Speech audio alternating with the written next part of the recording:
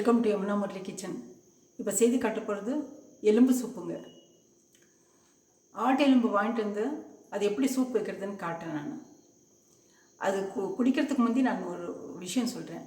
ஃப்யூச்சரில் வந்து கொஞ்சம் வயசான பிறகு முட்டு வலி, இடுப்பு வலி வராமல் இருக்கிறதுக்கு, எலும்பு நல்லா பலமாக இருக்கிறதுக்கு இது செய்து சின்ன குழந்தையிலேருந்து சாப்பிட்டுட்டு வர்றது நல்லதுங்க.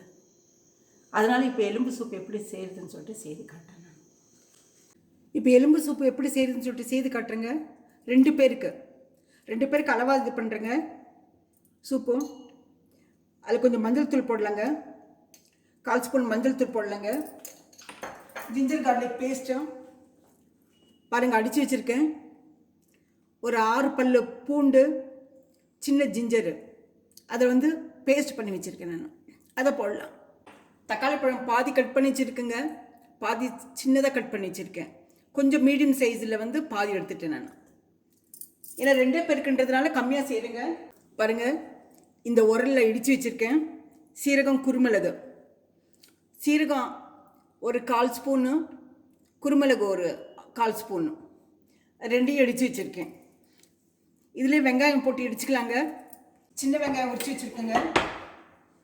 பாருங்கள், சின்ன வெங்காயம் அதையும் போட்டு அந்த கல்லில் போட்டு இடித்து வச்சுருந்தேங்க. சின்ன வெங்காயம் இந்த கல்லில் போட்டு இடிச்சிட்டுங்க. பாருங்கள், ஒரு 6-7 சின்ன வெங்காயம் உரிச்சதை தட்டி வச்சுருக்கேன். அந்த கல்லில் தட்டினது வந்து அதையும் போட்டுடலாம். உப்பு போடலாங்க, தேவையான உப்பு போடலாம். 2 டம்ளருக்கு அளவாக உப்பு போடலாங்க.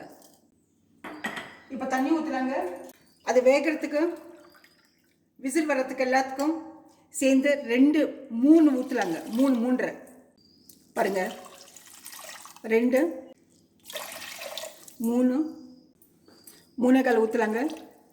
அதிலே கொத்தமல்லி தழை போட்டுருங்க. நான் ஃபஸ்ட்டே போட்டுறேன் பாருங்கள். இதை மூடி போட்டுட்டு அப்புறம் ஸ்டவ் பற்ற வைக்கலாங்க. விசில் போட்டுடலாங்க. ஒரு 5 விசில் வரட்டுங்க. 5 விசில் வந்த பிறகு ஆஃப் பண்ணிவிட்டு உங்களுக்கு கொஞ்சம் கொதிக்க வச்சு காட்டுறேன் நான். இப்போ குக்கர் ஓப்பன் பண்ணி பார்க்கலாங்க. 6 விசில் விட்டுருக்குங்க. இப்போ பாருங்கள், இது கொஞ்சம் கொதிக்க வைக்கலாம். பார்த்தீங்களா, ஒரு டம்ளர் தண்ணி வந்து அந்த விசிலுக்கே போயிடுங்க. கொதிக்க வச்சா நல்லா இருக்குங்க. குக்கர்லேருந்து அப்படியே எடுத்து ஊற்றுனாக்கா நல்லா இருக்காதுங்க. கொதிக்கும் போது வேணுமென்னா கொத்தமல்லி தழை போட்டுக்குங்க. பாருங்கள், ஒரு நிமிஷம் கொதிக்க வைக்கலாங்க. போகிறோம். உப்பு சரியாக இருக்குங்க. நீங்கள் உப்பு பார்த்துக்குங்க. காரத்துக்கு குருமிளகு போடுங்க. சீரக மிளகு முதல்ல தட்டி போட்டிருக்கோம். இது கொதிச்ச உடனே வடிகட்டிடலாங்க. கொதிக்க ஆரம்பிச்சிடுச்சுங்க. இது சூப்பு நல்லா கொதிக்கட்டுங்க. கொதிச்ச உடனே ஆஃப் பண்ணிடலாங்க. ஆஃப் பண்ணிடுறேங்க. இப்போ எடுத்து இது ஒரு பவுலில் வடிகட்டிடலாங்க.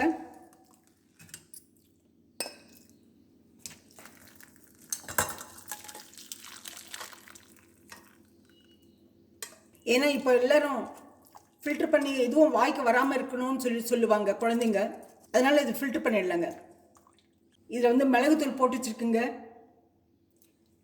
டேஸ்ட்டு கொஞ்சம் அதிகமாக காரம் வேணுன்றவங்களுக்கு மிளகுத்தூள் போடுங்க, இல்லைன்னா அவங்களே போட்டுக்கிட்டோம். சர்வ் பண்ணுறதுக்கு சர்வ் பண்ணலாங்க. சூப் பவுலுங்க இது. பாருங்கள், இதில் வந்து உப்பு போட்டு இல்லை மிளகுத்தூள் போட்டு அவங்க எப்படி வேணாலும் சாப்பிட்லாங்க. நீங்கள் டேபிளில் வச்சுட்டா போகிறோம்.